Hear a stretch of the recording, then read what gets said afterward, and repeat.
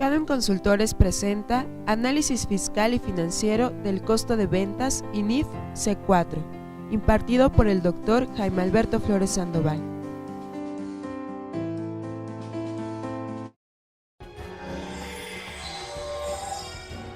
Caden Consultores, líder en consultoría empresarial y actualización profesional. Entonces, la primera parte es hablar de las normas de información financiera. Saben ustedes, hoy las normas de información financiera son el conjunto o el cuerpo normativo que rige la generación de información financiera en nuestro país. Antes de estas normas de información financiera teníamos los principios de contabilidad generalmente aceptados hasta 2005. A partir de 2006 entraron en vigor estas normas de información financiera.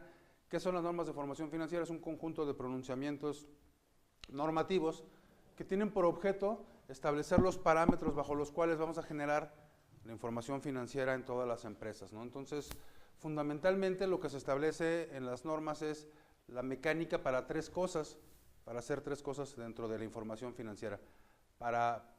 En primera instancia, evaluar la información, cuánto cuesta cada operación que vamos a realizar dentro de la empresa. Después, para establecer reglas de presentación, dónde tenemos que colocar cada uno de los rubros de la información financiera. Y la tercera parte para hacer revelación. Revelación significa dar a conocer o divulgar ciertos conceptos de carácter general que no pueden apreciarse a simple vista dentro de los estados financieros. Por ejemplo, cuando yo tengo en el estado financiero edificios, pues no sé nada más de edificios más que tengo ahí 1 millón de pesos, 10 millones de pesos, 100 millones de pesos, pero no sé nada más del edificio.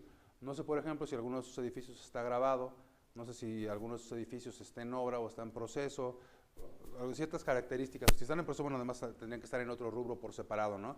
No sé, por ejemplo, de proveedores extranjeros, si son en dólares, si son en euros, si es en alguna otra moneda. Entonces, todo ese tipo de conceptos que no se pueden apreciar simplemente con la lectura de los estados financieros, se muestran a través de notas y eso se llama revelar.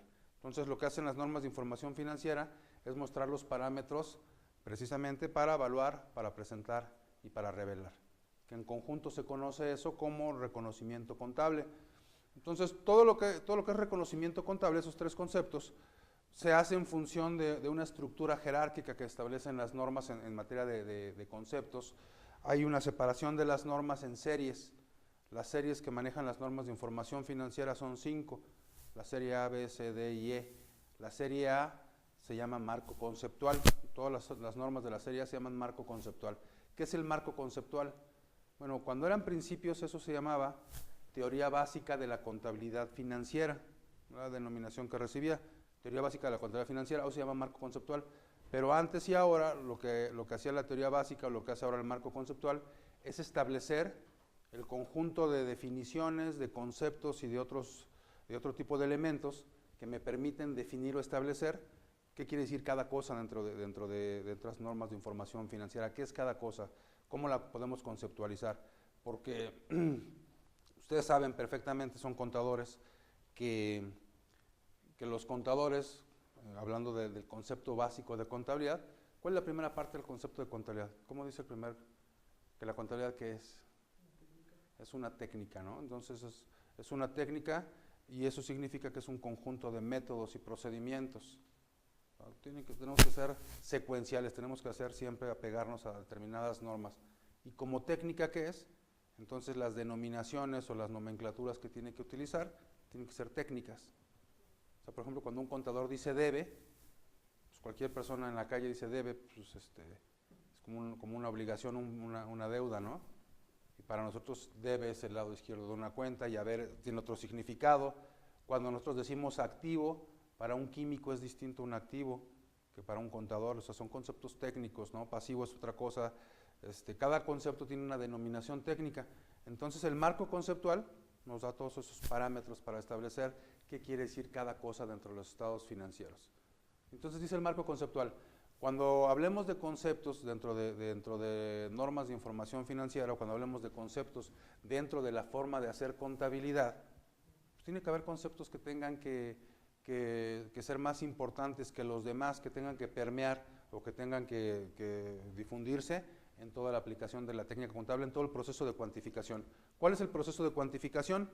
Desde que tú tienes un comprobante, lo registras, lo conviertes en un estado financiero, todo ese proceso que tienes que ir llevando para pasarlo del comprobante a diario, a mayor, a auxiliares, balanza de comprobación y estados financieros, todo ese proceso tiene que estar permeado de conceptos que sean de carácter general, que es como los principios que se utilizan para generar la información, y que en el caso de las normas de información financiera se llaman postulados básicos.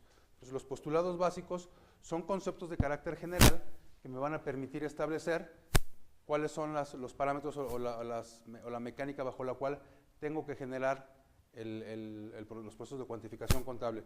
Rigen el medio ambiente de todo cómo tengo que manejar esta información financiera.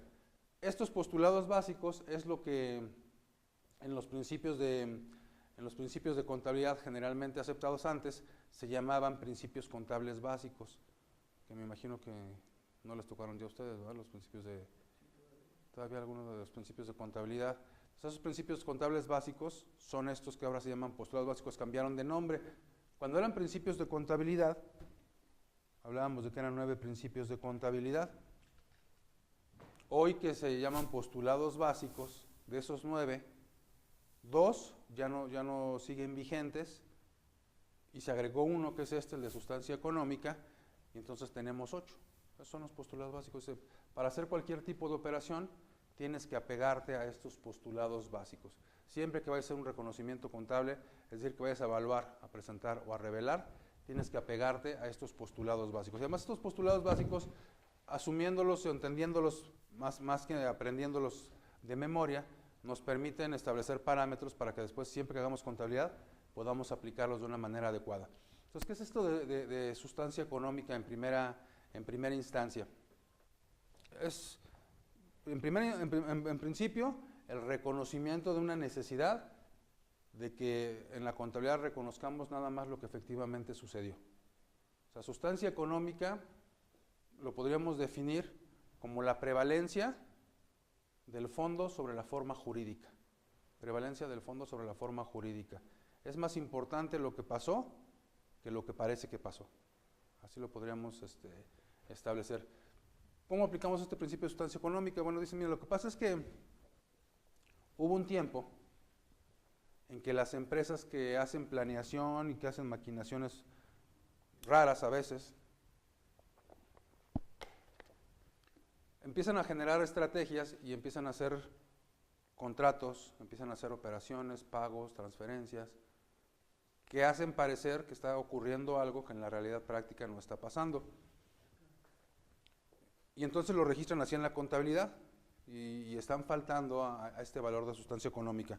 Antes no existía, pero se comenzó a utilizar porque había una empresa de inversiones en Estados Unidos que se llamaba Enron, no sé si han escuchado de esa empresa, que era auditada por un despacho que en ese entonces era de los más grandes, Arthur Andersen, y tuvieron un problema de este tipo. Fíjense, resulta que esta empresa le decía a la gente, era una empresa de inversiones financieras, le decía a la gente, oye, ven a invertir a mi empresa, invierte cierta cantidad de dinero, ¿sí? Y entonces te conviertes en mi socio o accionista. Yo te voy a dar acciones, te vas a convertir en socio, vamos a protocolizar ese evento y ya eres un socio, ¿no? Entonces te conviertes en capitalista. Y yo te prometo que al término del año te voy a estar pagando un rendimiento, no sé, por ejemplo, del 26%, del 25%, una cantidad excesiva, porque, bueno, finalmente, ¿cuánto te pagan por invertir en el banco, por ejemplo, no? Pues te pagan el 4, 5, 6%, te pagan cualquier cosa. Entonces venía la gente, invertía, depositaba su dinero, lo protocolizaban, le daban sus acciones y era accionista. Pasaba el primer año y le daban su rendimiento, la gente estaba bien contenta, ¿no? Pasa el segundo año, invitan más gente y con lo que le cobraban al segundo, le pagaban al primero, le pagaban al segundo. Invitaban más gente y así iban, ¿no? ¿Qué es lo que estaba mal en la operación? Cuando tú eres socio o accionista de una empresa, ¿cómo se llama lo que te pagan? Se pagan dividendos. ¿Y los dividendos qué son? Utilidades. ¿Se puede que me prometas que va a haber utilidades de una empresa? No se puede que te... ¿Qué parece más esa operación que estaban haciendo? Que das dinero, que te prometen pagarte una cantidad fija. Parece que te están pagando ¿qué? Parece que están pagando interés, ¿no? ¿Y el interés a quién se le paga? A un acreedor, ¿no? Entonces, la operación, en apariencia, era una operación de aportación de capital, pareciera que estos estaban aportando capital, sin embargo, no, puro dinero y puro capital, pero ¿qué es lo que estaba pasando en la realidad? Eran préstamos, eran préstamos disfrazados de, eran préstamos disfrazados de capital, ¿estamos de acuerdo? Entonces, ¿qué dice? Sustancia económica, lo que nos dice es, registra lo que es, no lo que parece. No, sí, pero es que el micrófono es para que nos escuchen en línea. Sí, porque como hay gente en línea, perdón. Sí. Entonces, sí, es para eso. Sí, de hecho, aquí ni se oye como micrófono ni nada, es para que la gente que está en línea nos escuche cuando. Entonces, a eso se refiere sustancia económica. Oye, es que parece una cosa, pero es otra. Registra lo que realmente es. Aunque la forma jurídica, porque aquí la forma jurídica era, te invito a que seas accionista, te hago acciones, te inscribo en un libro de actas y todo lo demás, pero realmente era un pasivo. Y entonces cuando la gente leía el estado financiero decías, oye, ¿cómo está esta empresa? Sólida. Sin embargo, esa no es la realidad y por lo tanto la empresa que lee el estado financiero se engaña, invierte en la empresa y toma una decisión equivocada, ¿estamos de acuerdo? Se le engañó a la empresa y además auditado. Entonces generaron este concepto a nivel internacional que ahora se reconoce en los postulados básicos mexicanos y se dice es que tenemos que reconocer la sustancia económica. Y pasa en México, ¿no? Hoy nos lo encontramos, por ejemplo, en la legislación fiscal. No sé si han escuchado hablar del artículo 69b del Código Fiscal de la Federación, el que habla de operaciones simuladas, en donde dice, no importa que tengas un comprobante, no importa que haya una transferencia, no importa, si la otra empresa no tiene activos, no tiene personal o no tiene... entonces la operación no existe, no la registres y no puedes deducir. ¿Por qué? Porque no hay sustancia económica. Aunque la forma jurídica diga, sí pasó, en la realidad eso no ocurrió. ¿Estamos de acuerdo? A eso se refiere el concepto. En el ámbito de los costos también lo aplicamos. ¿Por qué lo aplicamos en el ámbito de los costos? Porque yo tengo que registrar la esencia de la operación. O sea, en este ámbito en el que nosotros manejamos, ustedes que se manejan en costos, nosotros tenemos que registrar la esencia de la operación. Imagínense que ustedes están fabricando un producto. Ustedes compran tablas que necesitan para ese producto, pero se las compraron a un señor que está aquí enfrente en una maderería, en una carpintería. Y entonces llegan con el señor, yo necesito la madera que tú tienes ahí para producir el artículo que yo estoy haciendo, una mesa, una silla, etcétera, etcétera. Pues sí, te puedo vender toda esa madera, oye, pero pues ¿cuánto está tanto? Mi comprobante. No hay comprobante. Esa madera de todas formas la voy a comprar y de todas formas va a servir para producir el artículo. ¿Es parte de su costo o no es parte de su costo? Sí. Pero no tiene comprobante, ¿dónde lo registran? ¿En no deducible? Tendría que ir al costo de adquisición del bien, pero pasa como, ¿cómo te llamas, perdón? Ana María. Pasa como dice Ana María, en lugar de mandarlo al valor del bien, lo mandamos a no deducible. ¿Por qué? Porque la forma jurídica dice, no hay comprobante, no es deducible, lo mando a una cuenta que se llame así, pero entonces cuando yo integro el valor del producto, no está debidamente integrado, es sustancia económica. O sea, le damos más importancia a la forma jurídica que a la esencia de la operación. Y la idea precisamente en este postulado básico es esa, hay que darle forma o fuerza a lo que realmente pasó, independientemente de la forma jurídica que tenga la operación. ¿Ok? Luego tenemos uno de entidad económica. Entidad económica que dice que una entidad económica es un conjunto de recursos humanos, materiales, técnicos y financieros que están orientados a un fin común. Pero además dice entidad económica que la entidad económica es un centro de decisiones independiente incluso de las personas que lo conforman. Una cosa es la entidad económica, otra cosa son las personas que lo conforman. Hablando de personas morales, una cosa es la entidad económica, otra cosa son los socios. Dice, la entidad económica tiene personalidad jurídica y patrimonio propios. ¿Qué quiere decir eso de personalidad jurídica? Personalidad jurídica es la aptitud legal para ser sujeto titular de derechos y obligaciones. O sea, yo puedo obligarme y yo puedo tomar decisiones por mí mismo. Oye, pero la entidad económica es una persona moral, es una ficción jurídica, es algo que no existe. ¿Puede tomar decisiones por sí mismo? Lo hace a través de manifiesta su voluntad a través de su representante legal, pero efectivamente lo hace. Y también tiene un patrimonio propio. ¿Qué es un patrimonio? Entonces, ¿patrimonio es igual a activos? ¿Bienes y obligaciones? Entonces, activo y pasivo. En el balance, ¿dónde veríamos el patrimonio? ¿Cuál es el patrimonio? Cuenta de capital. ¿El capital es igual al patrimonio? Bueno, está dentro de las cuentas de capital. ¿Pero es el capital o no es el capital? O el patrimonio de ellos como persona física. Como persona moral. Dice, la persona moral tiene un patrimonio independiente de las personas que lo componen. Formarían parte de los recursos de la empresa, del activo. Pero entonces, ¿cuál es el patrimonio? Dentro del balance, ¿cuál es el patrimonio? Los activos. ¿El patrimonio de los activos? Todos los bienes y obligaciones. Todos los bienes y obligaciones. Entonces, ¿cuál es ¿es el activo, el pasivo o el capital? ¿El patrimonio es el capital? ¿El activo y el pasivo? Dice. Bueno, sí, porque son deudas. Vamos a suponer que se muere una tía. Derechos y deudas. Se muere una tía lejana y entonces llega un señor un día, un notario, y te dice, oiga, se murió su tía que usted ni conoce y le heredó todo su patrimonio. ¿Qué les heredó? Todo, deudas y... Bienes y obligaciones, ¿no? En términos legales se dice que el patrimonio es el conjunto de bienes, derechos y obligaciones. Y los contadores, que somos más pragmáticos, más prácticos, decimos el patrimonio es igual al activo menos el pasivo, ¿no? Que es el capital. Que es lo mismo, conjunto de bienes, derechos y obligaciones.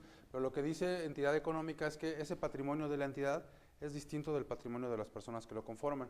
Entonces, por ejemplo, dos socios que constituimos una empresa, cada quien aporta X cantidad de dinero, no tenemos dónde trabajar, apenas está empezando la empresa, pero dice uno de los socios, oye, ¿sabes qué? Vamos a hacer un comodato, yo tengo ahí un edificio, vamos a usarlo, lo mantenemos en condiciones y yo lo presto para que, a título gratuito, que es un comodato, para que se use en beneficio de la sociedad. Y el otro dice, bueno, pues yo tengo 2 camiones, yo también los voy a poner en comodato para que los usemos en la sociedad, se otorga el uso y goce a título gratuito, en beneficio de la sociedad. ¿Dónde se registran esos camiones y ese edificio? En la contabilidad de la persona moral.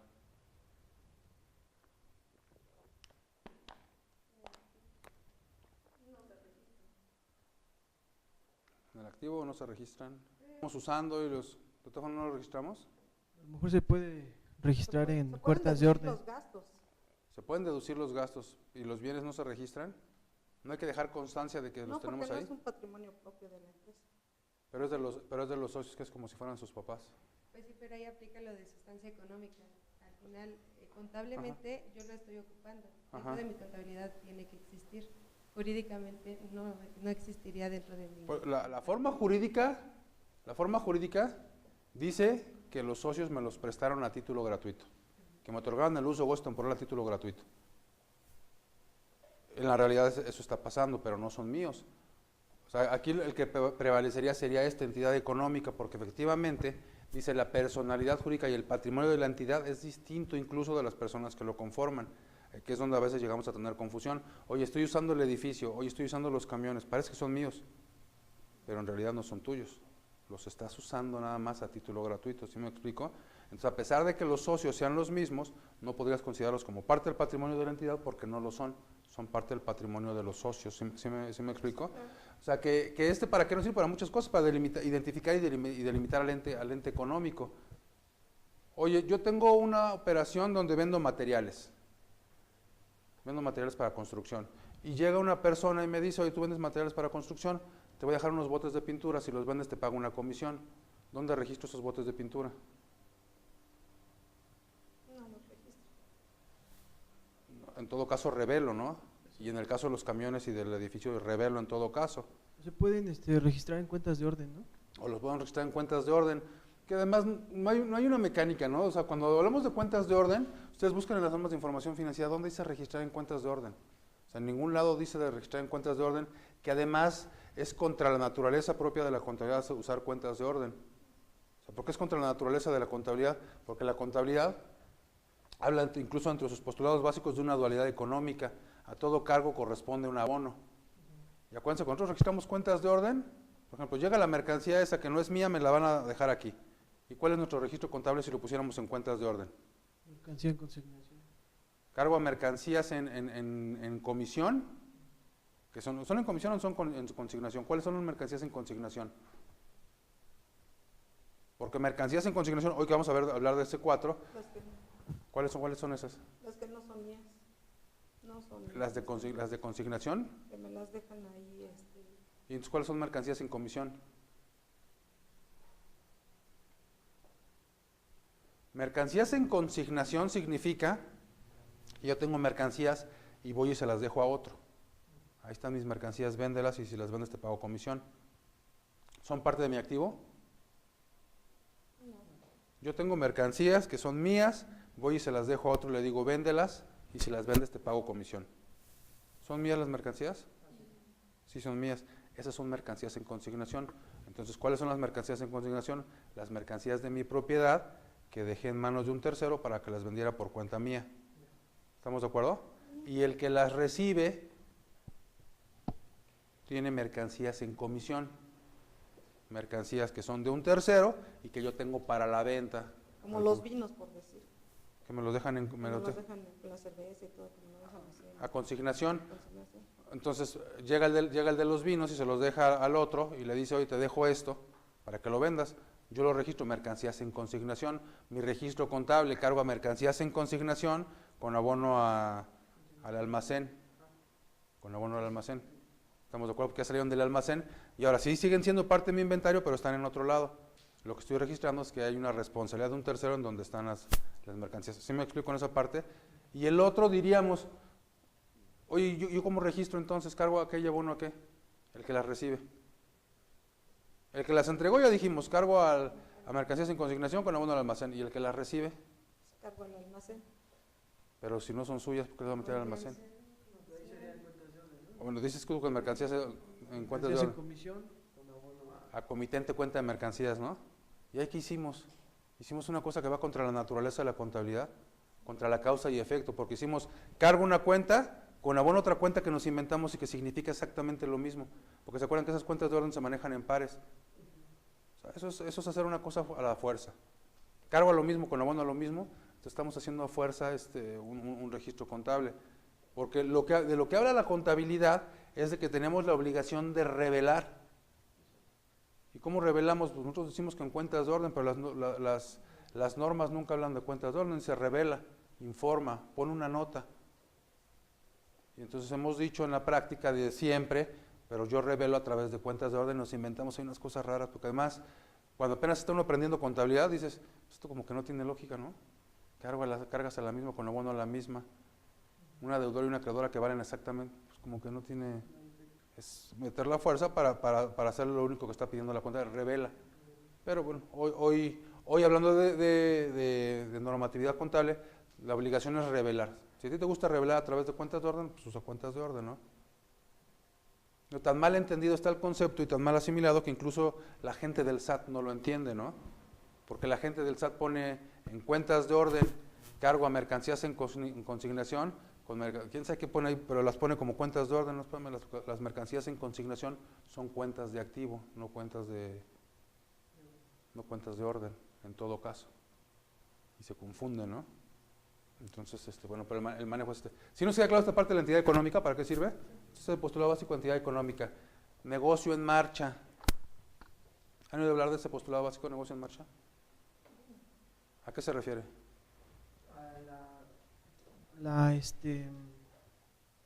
Digamos a que el negocio esté en operación, ¿no?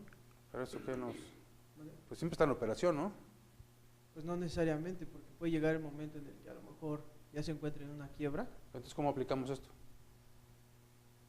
¿Cuál sería la aplicación de este postulado básico de negocio en marcha?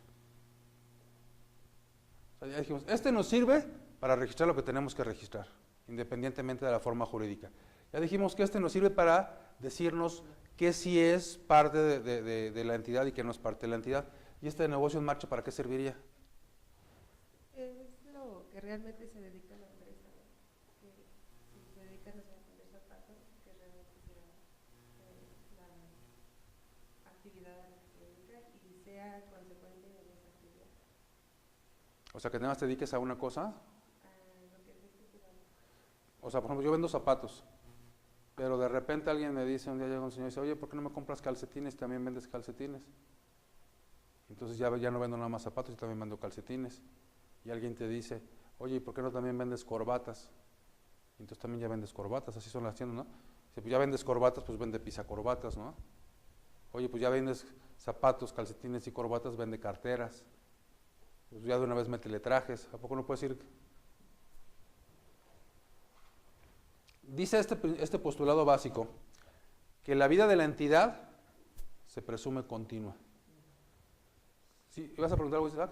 Sí. Sergio pregunta, entonces, ¿cómo queda el asiento de quién recibe las mercancías? ¿De quién recibe las mercancías? Hay dos consideraciones. Si hacemos como dice Rogelio y reconocemos que vamos a usar cuentas de orden, diríamos cargo a mercancías en comisión con abono comitente de cuentas de mercancías, que es como se maneja. La consideración la mía es, hoy las normas no te piden cuentas de orden. Sin embargo, hoy que tenemos que entregar balanzas de comprobación al SAT, dentro de ellas sí se menciona la posibilidad. Entonces el asiento sería cargo a mercancías en comisión con abono comitente cuenta de mercancías. ¿Estamos de acuerdo? Ese sería el... Y cuando cobramos algo por cuenta de ese señor, cargo a caja del comitente cuenta de caja, y cuando le entregamos el dinero, cargo a la inversa, ¿no? Y le ponemos después de cada operación COD, cuenta de orden deudora, y COA, cuenta de orden acreedora, y así llevarlo, ¿no? Pero el registro sería cargo a mercancías en comisión, comitente cuenta de mercancías. ¿Ok? Entonces dice este postulado que la vida de la entidad se presume continua. La vida siempre va a estar vigente.